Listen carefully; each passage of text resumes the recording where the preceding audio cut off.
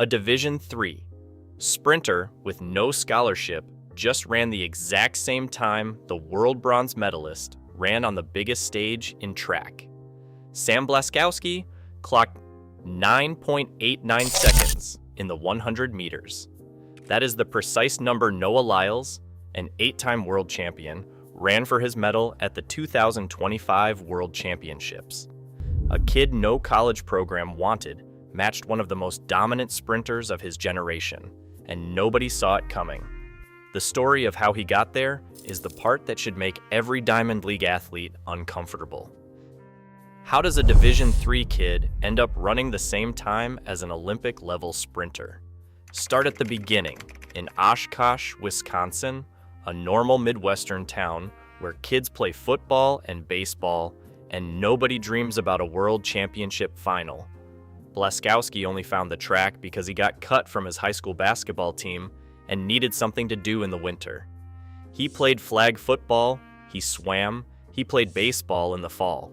Sprinting was the afterthought, the thing he wandered into to fill the cold months. There was no master plan, no childhood dream of the Olympics, just a Wisconsin teenager looking for a way to stay busy until spring. And he was good immediately. As a senior, he won state titles in the 100, the 200, and the long jump. 3 championships in one season. That kind of resume should flood a recruit's phone with Division I offers. Blaskowski got one call from a Division III school with no scholarship money, the school his parents attended. Every program that hands out scholarships looked at him and passed. What happened next looked promising and meant nothing to the people who matter. As a senior, he won Wisconsin state titles in the 100, the 200, and the long jump. 3 championships in one season. And the only college that called was the University of Wisconsin-La Crosse, a Division III program with no scholarship money, the school his parents attended, a mile from his grandparents. Looking back, taking that offer was either the best thing that ever happened to him or the start of years of being underestimated.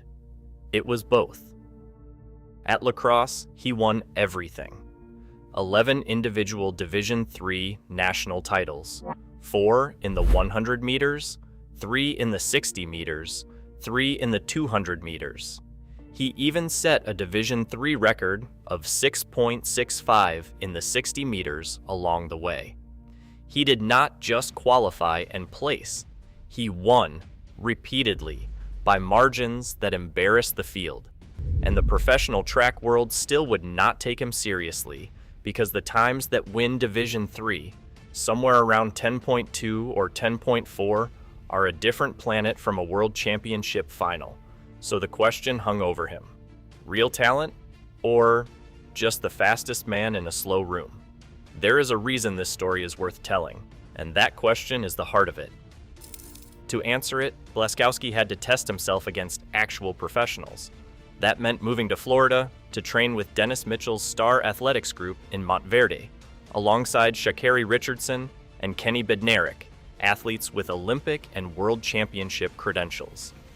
Dennis Mitchell is the coach who guided Sha'Carri Richardson to the 2023 world title.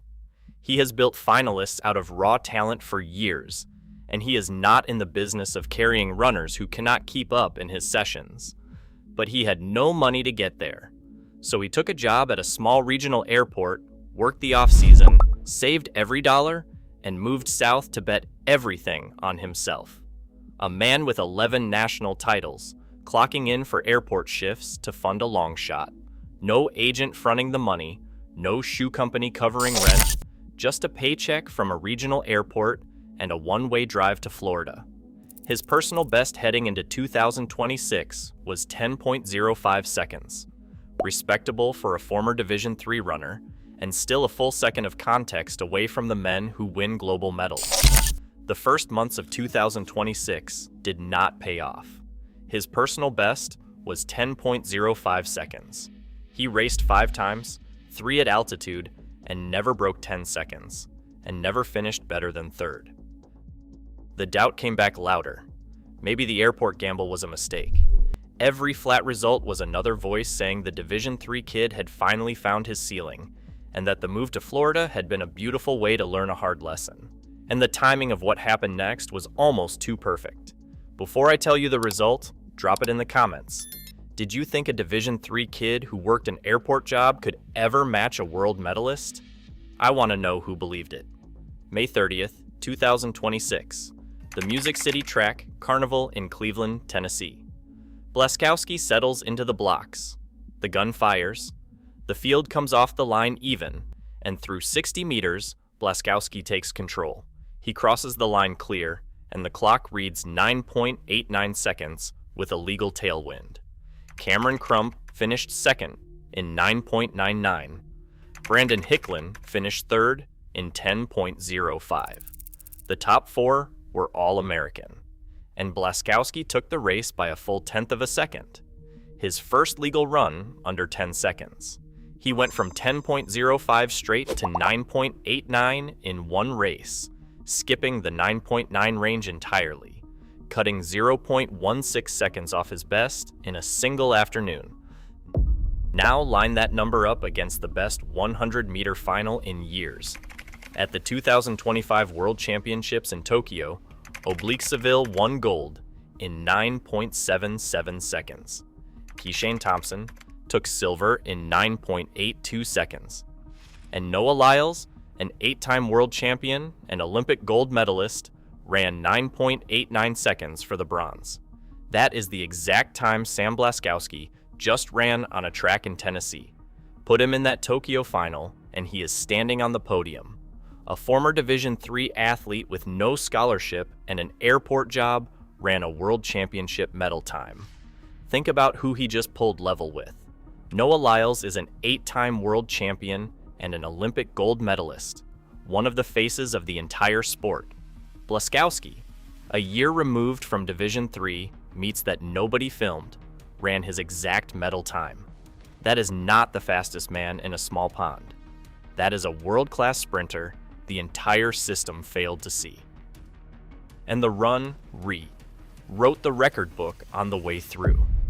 At 9.89 seconds, Blaskowski became the fastest white sprinter in recorded history, taking the mark from France's Christophe Lemaitre, who ran 9.92 seconds in 2011. In more than 60 years of professional sprinting, nobody who looks like him had ever run faster. It is also the fastest 100 meters by any American in 2026, and it ties him for second in the world this season. A wind legal time under 9.89 seconds has been run only a few hundred times in the entire history of the event by anyone, which places a former Division III runner among the 60 fastest men who have ever lived. After the race, he posted one sentence on Instagram. He wrote that breaking 10 had become an obsession, and that years of sacrifice and belief had come together on the track.